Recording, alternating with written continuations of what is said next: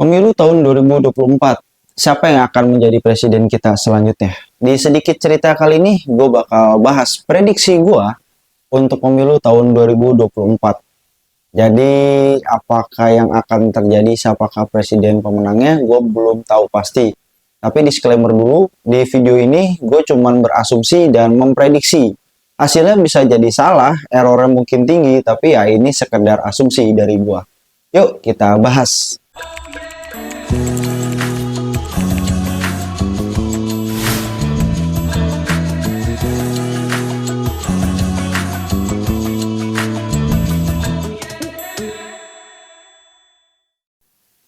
Oke, jadi di tahun 2024 ini akan diadakan pemilu ya, pemilihan presiden dan wakil presiden. Eh, Kalau kita bicara tentang pemilu tahun 2024, maka menurut gua data yang harus kita tarik adalah data dari pemilu tahun 2019, di mana di tahun 2019 Pak Jokowi dan Pak Prabowo saat itu bertempur dan bertarung gitu kan, memperebutkan suara rakyat di tahun 2019 itu, di mana dimenangkan oleh Pak Jokowi. Dan hasil dari pemilu tahun 2019 adalah sebesar 44,5% suara dari Pak Prabowo dan Sandiaga Uno waktu itu, dan juga 55,5% suara yang dimenangkan oleh Pak Jokowi dan Ma'ruf Amin saat itu. Nah, dari data itu, 44,5% dan 55,5% itu adalah data yang dihasilkan dari total suara pemilih, yaitu sebesar 154.257.601.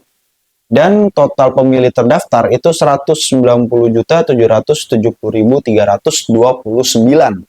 Jadi total pemilih saat itu adalah sebesar 80,86%. Nah, datanya nanti gue tampilin. Data yang gue tampilin ya. Nah, dari situ gue tarik, ada asumsi yang gue tarik bahwa pemilih yang tahun 2019 itu kemungkinan juga akan menjadi pemilih juga di tahun 2024. Dan kalau misalkan di tahun 2024 ini ada yang namanya yang gue sebut Jokowi Effect. Jadi memang Pak Jokowi ini tanpa kita pungkiri ya, selama menjabat 10 tahun itu sudah punya apa ya, dia menempati ruang tersendiri lah, menjadi suatu tokoh publik, tokoh politik yang cukup berhasil menurut gua selama 10 tahun. Dan di 2024 ini pun sebenarnya suaranya bisa dibagi dua, yaitu antara suara yang suka terhadap Pak Jokowi dan tidak suka terhadap Pak Jokowi.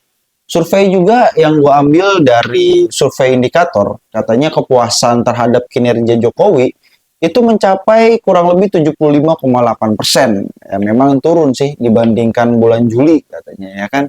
Tapi berangkat dari survei indikator ini gue bisa melakukan asumsi-asumsi selanjutnya. Nah, asumsi pertama yang gue asumsikan untuk pemilu tahun 2024 adalah pasangan Prabowo Gibran, di mana dia itu jargonnya adalah melanjutkan pemerintahan Jokowi, gitu kan. Artinya secara nggak langsung apa yang sudah dicapai oleh Jokowi akan dilanjutkan kembali oleh Prabowo Gibran. Maka gue berasumsi suara-suara yang telah memilih Pak Jokowi di 2019 itu akan juga memilih Pak Prabowo dan Gibran di pemilu tahun 2024 ini. Nah, itu asumsi yang pertama. Lalu asumsi yang kedua, total pendukung Prabowo di 2019, gue asumsikan karena Pak Prabowo sendiri dari oposisi bergerak ke petahana di 2019 ya, bergabung dengan Pak Jokowi. Maka gue asumsikan pendukung Pak Prabowo yang dimana dia bisa mencapai suara 44,5% di tahun 2019 itu, gue pikir hanya tinggal 10%-nya aja. Dari mana total dari 68 juta itu menurut gue karena sisa 10% hanya sekitar total sekitar 6.865.024 jiwa tuh yang dari tahun 2019. Nah, asumsi yang ketiga adalah berdasarkan asumsi nomor satu tuh dan juga hasil survei indikator tadi yang sebesar 75,8% puas terhadap pemerintahan Jokowi. Gue mau mengasumsikan bahwa yang memilih Pak Jokowi di tahun 2019 sebesar 55% itu suara, atau sebesar total 60 total dari 85.607.362 jiwa itu, bersisa 75,8% tuh yang suka. Jadi kita kalikan aja. Jadi kurang lebihnya total pemilih Pak Jokowi di tahun 2019 yang akan memilih Pak Prabowo itu sekitar 64.890.380 jiwa. Nah, ditambah asumsi nomor 2, maka menurut gua presentasi yang bakal didapatkan oleh Pak Prabowo dan Gibran di tahun 2024 ini itu adalah sekitar 46,52% dari total pemilih di tahun 2019, yaitu sekitar 71.755.404 jiwa. Nah, itu asumsi nomor 3.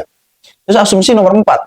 Nah, dari asumsi nomor 4, dari asumsi nomor 3, diperkirakan total sisa 24,2%. Kan tadi di asumsi nomor 3, itu kan kepuasan survei terhadap Pak Jokowi itu sebesar 75,8%. Nah, sisanya yaitu 24,2%, menurut gue itu adalah tidak akan memilih Pak Jokowi. Dan 24,2%-nya itu akan memilih Pak Ganjar. Nah, 24,2% ini dari total pemilih Pak Jokowi di tahun 2019, yaitu 85.607.362 jiwa itu akan memilih Pak Ganjar menurut gua di tahun 2024 ini. Dan itu kalau misalkan dikalkulasikan itu Pak Ganjar dan Pak Mahfud akan punya suara sebesar 13,43% dari total pemilih di tahun 2019. Nah, tadi Pak Prabowo Gibran udah, Pak Ganjar udah, dan ini Pak Anies dan Pak Muhaimin. Nah, kita tarik asumsi yang nomor 5. Asumsi nomor 5 ini gue perkirakan sisa 90% suara Prabowo di tahun 2019. Tadi kan 10%-nya gue bakal prediksikan itu akan memilih kembali Pak Prabowo. Tapi 90%-nya dari suara 2019, di mana sekitar suara Pak Prabowo itu di 2019 sekitar 68.650.239 jiwa, itu 90%-nya akan memilih Anies dan Muhaimin di pemilu tahun 2024 menurut gua. Dan itu berkisar sekitar 61.785.215 jiwa. Atau kalau kita presentasikan itu sekitar 40,05% total pemilih di 2019. Nah, berangkat lagi ke asumsi nomor 6. Di asumsi nomor 6, gua ambil sumber dari KPU gitu. DPT tahun 2024 adalah sebesar 204.807.222, atau ada penambahan sebesar 14.036.893 jiwa, atau 7,36% nih dari DPT di tahun 2019. Nah, DPT tambahan ini gua asumsikan karena gini, DPT tambahan ini gue asumsikan itu kebanyakannya adalah pemilih di Gen Z atau pemilih-pemilih baru, yang dimana notabene paling umurnya masih muda ya, masih baru terima KTP perdana gitu kan, dan juga masih melaksanakan pemilu perdana. Dan itu gue prediksikan 50% suaranya akan memilih Pak Prabowo dan Gibran. Karena apa? Ya, branding gemoy Pak Prabowo itu menurut gue sangat berhasil. Bahkan kalau lo tanya orang-orang muda gitu, anak-anak muda, lo milih siapa? Ya gue sih milihnya Gemoy katanya kan gitu. Jadi brandingnya Gemoy, brandingnya Samsul dari Gibran itu menurut gue berhasil menarik sebagian besar atensi dari pemilih-pemilih muda ini gitu. Kalau mereka nggak golput ya, kalau mereka memilih. Dan gue asumsikan suara itu 50%-nya akan masuk ke Pak Prabowo Gibran. Dan 50%-nya lagi akan terbagi rata di Pak Ganjar dan juga Pak Anies gitu. Jadi totalnya itu dari 7.800.447 jiwa itu akan terbagi rata gitu. 50% ke Pak Prabowo Gibran, 25% ke Anies, 25% ke Ganjar. Nah, asumsi terakhir, tingkat golput itu kemungkinan besar kalau di tahun kemarin itu sekitar 20% di 2019 pemilu sebelumnya. Di tahun ini pun gue akan ambil angka yang sama, di mana tingkat golput itu sebesar 20%.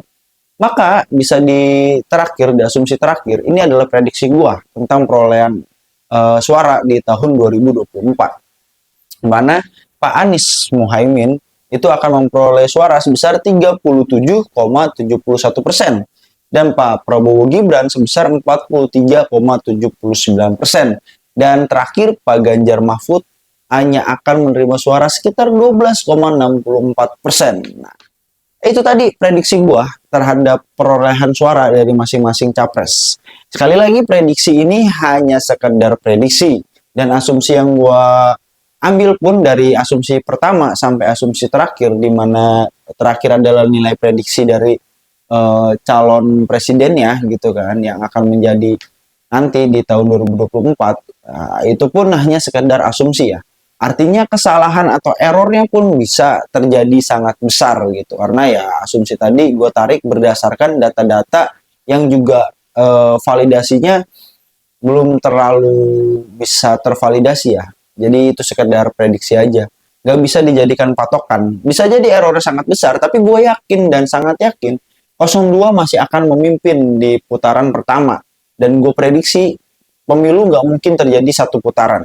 Pemilu bahkan terjadi tetap 2 putaran. Nah, kalau putaran kedua, menurut gua banyak faktor yang harus kita perhatikan, yaitu dari tindakan politik nanti koalisi yang kalah gitu kan, entah PDIP nanti bakal mengarah ke 01 atau PDIP justru malah mutar balik ke 02, kan kita nggak ada yang tahu karena politik itu ya sulit untuk diprediksi lah. Tapi gue bisa jamin prediksi gue ini tepatnya adalah nggak bakal terjadi satu putaran pemilu menurut gua, karena walaupun prediksi sekarang survei-survei menunjukkan bahwa bisa terjadi satu putaran di pemilu, cuman gue sendiri masih belum yakin terjadi satu putaran aja di satu pemilu di pemilu saat ini gitu ya. Mungkin itu aja sih prediksi dari gua. Dan gue saran untuk pendukung 01 semuanya jangan sampai nggak datang ke TPS ya kan. Kalau memang yang ingin melakukan perubahan di tahun-tahun selanjutnya, menurut gua yang mendukung 01 ya silakan datang di TPS, awasi biar tidak terjadi kecurangan. Yang mendukung 02 juga, walaupun chance untuk pemenangan Pak Prabowo tahun ini sangat tinggi gitu kan, tapi tetap kalau lo nggak nyoblos kan suara lo bisa jadi mungkin hilang dan Pak Prabowo nggak jadi presiden lagi tahun ini. Dan untuk pendukung 03 tetaplah datang ke TPS walaupun chance-nya tetap kecil gitu kan. Nah, misalkan lo nyoblos aja belum tentu menang Pak Ganjar, apalagi lo nggak nyoblos kan gitu. Jadi tetap pendukung 03 harus tetap datang ke TPS. Baiklah, see you on next video.